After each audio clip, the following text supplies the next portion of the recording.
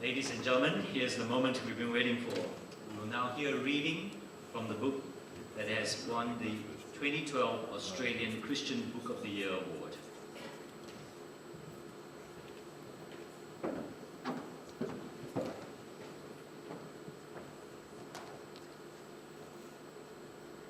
The law controlled us and put us under its power until the time came when we would have faith.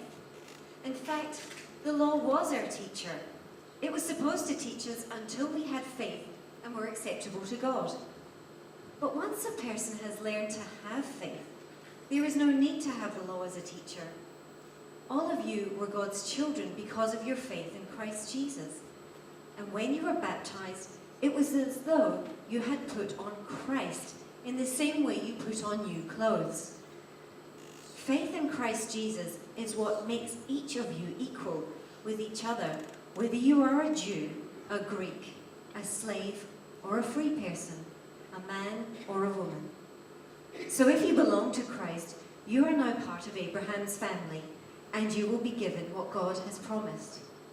Now that we are his children, God has sent the Spirit of his Son into our hearts. And his Spirit tells us that God is our Father. You are no longer slaves, you are God's children, and you will be given what he has promised. The early Christians needed to review their understanding of the Old Testament in light of the Gospel. Likewise, it was necessary for Aboriginal Christians to make choices about their Aboriginal traditions.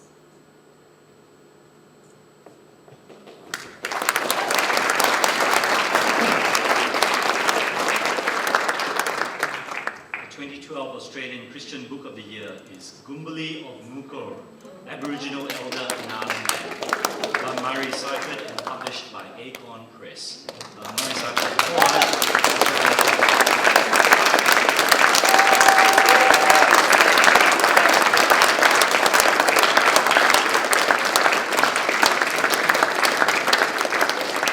This is what the judges had to say about Gumbuli of Ngukurr. Few indigenous Australians have been the subject of so rigorous a biography. This is a unique and timely contribution to the story of Aboriginal engagement with Western culture and Christianity, and no significant consequence of this encounter has been overlooked. While not typical of the colonial experience, the story of the man Michael Gumbuli Wuramara and the place Ngukurr does nevertheless challenge and correct numerous popular assumptions about the relationship between government, missions, and Aborigines. At times, this makes for profoundly uncomfortable and provocative reading.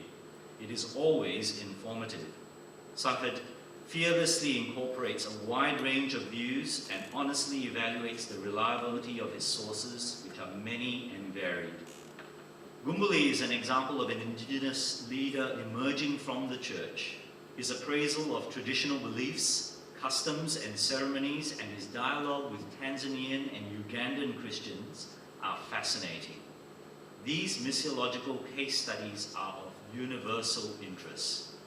Gumbuli was ordained priest in 1973, and in 2000 he was appointed a member of the Order of Australia for service to the Anglican Church of Australia through a range of pastoral care and advisory roles, as a supporter of the production of the Creole Bible, and to the community of Ngukurr. This singular story of indigenous protagonism, self-determination, and leadership in the face of overwhelming obstacles, hostile opposition, blind ignorance, and numbing indifference, maps a way forward for the peoples of this continent. Ladies and gentlemen, Murray Seiffert.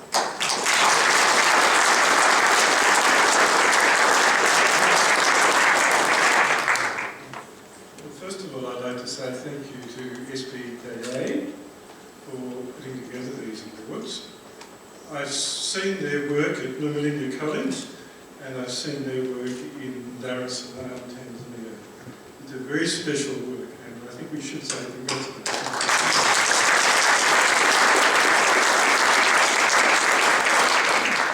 I want to say thank you to Acorn Press. The first person to see the importance of this work was John Wilson. And he was unbelievably encouraging. I can still remember a trip down to Jill and John's place. And John's advice was, Murray, write it the way you think it ought to be written. And not many publishers have got the courage to say that.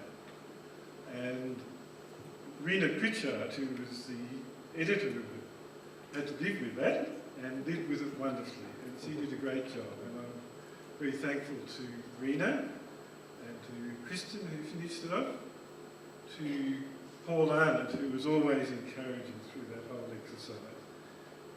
Acorn Press has been a great group to work with. Thank you to Marjorie, who's lived with all of this since, it's about 13 years since this began. It began in my office when I was working in the diocesan offices, where there was a meeting with John Harris and Joyce Sandifer and myself. And we said, what had not been written about the history of the Anglican Church in Arnhem Land? And we realised that no one had seriously taken on the people who were at the centre of this, the Aboriginal Christians there. I'd known Gumbuli for quite a while at that stage and thought I'd love to write about Gumbuli. And I had no idea that I would be moving to Darwin with CMS and spending 6 years there soon after that. And I worked quite closely with Gumbuli and with one of the people who's actually one of his teachers and almost everybody who's worked with. It was a unique situation and quite exciting. Gumbuli was born in 1935 in a little island in the Gulf of Carpentaria. The maps didn't even have that island drawn properly until 1943 when the Americans took some photographs of it. He moved on to Groote Island and lived in a dormitory there. And he loved the dormitory. It gave him good tucker. It didn't separate him from his parents or his parents' language because he spent most of the afternoon with them. He learned good English, and that was significant for him for the rest of his life. He began to learn Creole there, and that became highly significant as well. So in following Gumbuli's story through, we follow through the story of Groote Island, which became significant in the war, it became significant in half-caste stories, to use the language of the day. In 1952, he paddled about 300 kilometres over to Ngukurr, which is on the mainland in southeast Arnhem Land. And it was there that he grew up. He was a teenager by this stage and became a leader within the community. And when we get to the early 70s, CMS had run out of chaplains there and we were in the process of appointing a chaplain. And the old ladies of the community said, they would have been more polite to others than this, but they really said, we don't need another white fellow, we've got this boy Gumbuli, we want him to be our leader. And that's exactly what happened. And the bishop of the day had the courage to ordain him. That was 1973, he was the second Aboriginal ordained, given that the gospel had been here almost 200 years. That's not a very good record. And we need to ask why, and you'll find some of my answers to why and that.